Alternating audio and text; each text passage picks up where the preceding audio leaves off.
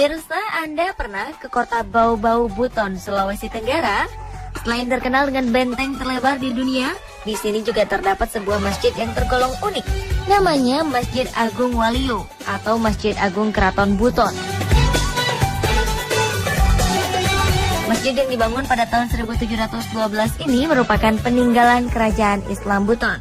Kabarnya di dalam Masjid Agung Waluyo ini terdapat pusena atau pusat bumi yang konon sering terdengar suara azan dari Mekah, Arab Saudi.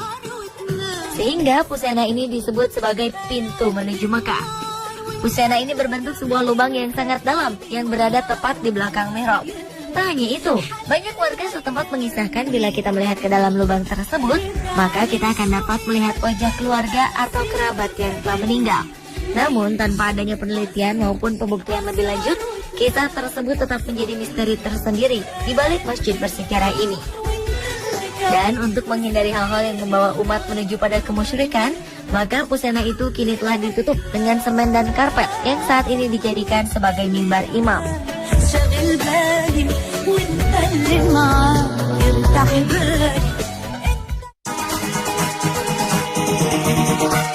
Selain Masjid Agung Waluyo di Buton, di Banten juga ada situs batu Quran yang konon terhubung ke Mekah. Konon keberadaan situs batu Quran yang berada di Pandeglang itu berawal dari karomah yang dimiliki oleh Syekh Maulana Mansur. Setiap kali beliau akan menunaikan ibadah haji, beliau hanya mengucap kalimat basmalah. Maka dengan seizin Allah, beliau langsung berada di tanah suci Mekah. Dan prosesi itu dilakukan tepatnya di atas tanah batu Quran sekarang berada. Setelah Syekh Mansur selesai menunaikan ibadah haji dari tanah suci, maka ia pulang sebagaimana halnya Syekh Mansur berangkat. Namun kali ini ia muncul kembali pulang bersamaan dengan air yang memancur dari dalam tanah dengan derasnya. Menurut penuturan pengelola setempat, air yang memancur tersebut adalah air dari sumur Zam-Zam.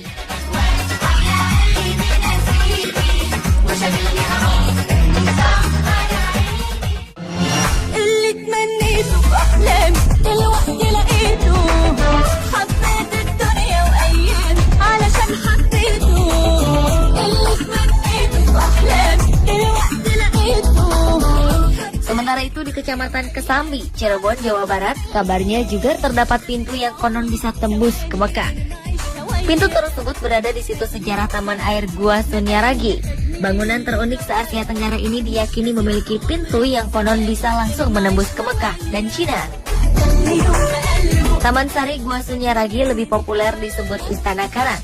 Mitosnya, bangunan yang dibuat oleh Pangeran Kararangan di tahun 1702 ini menggunakan batu-batu karang yang berasal dari Laut Selatan Pulau Jawa. Dan konon, pembangunan Istana Karang ini dibantu oleh makhluk gaib.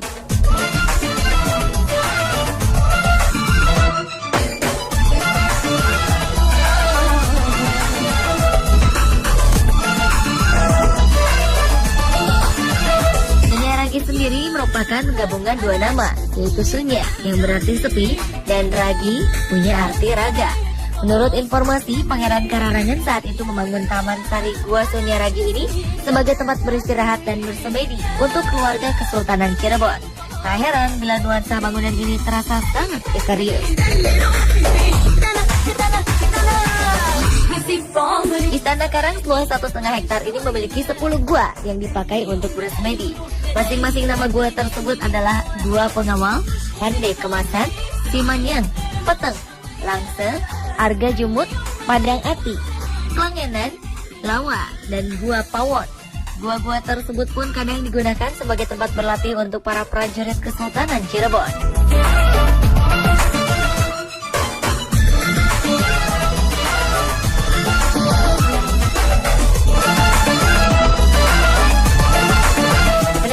Di sini terdapat dua ruangan kecil yang terbuat dari batu bata dan disebut sebagai pintu.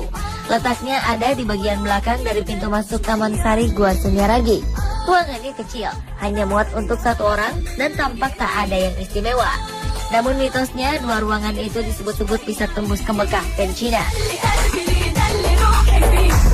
Cuma sekarang sudah ditutup.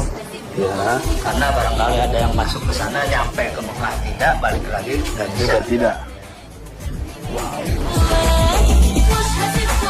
Ruangan di dalam pintu ini terlihat gelap dan lembab.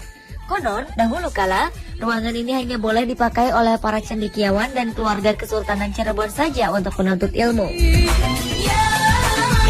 Jadi kalau saya bisa bilang jalan pintas ini waktu itu digunakan oleh keluarga atau hanya perorangan saja Pak? Atau bagaimana Pak?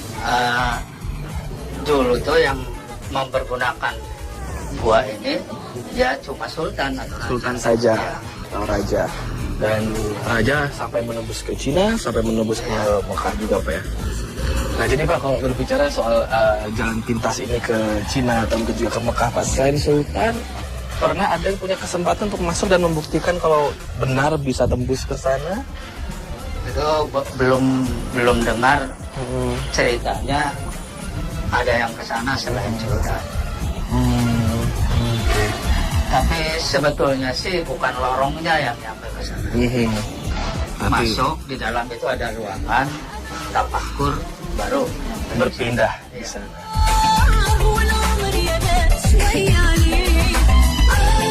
Tempat ini bisa dikunjungi secara umum, namun kedua pintu yang dipercaya sebagai jalan tembus menuju negara lain ini hanya bisa digunakan para sultan dan keturunannya. Dijelaskan, pintu arah baratlah yang disebut-sebut bisa menuju ke Mekah, sedangkan pintu arah timur dikabarkan dapat menuju ke Cina.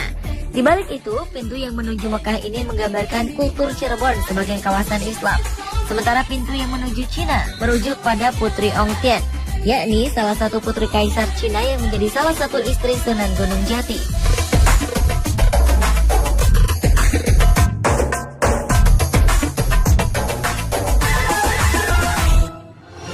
Meski sampai sini belum ada orang yang dapat membuktikan kebenaran tempat-tempat di Indonesia yang konon bisa tembus sampai ke tanah suci Mekah, namun sebagian masyarakat setempat tetap meyakini akan kebenaran kisah dari mitos-mitos di tempat tersebut.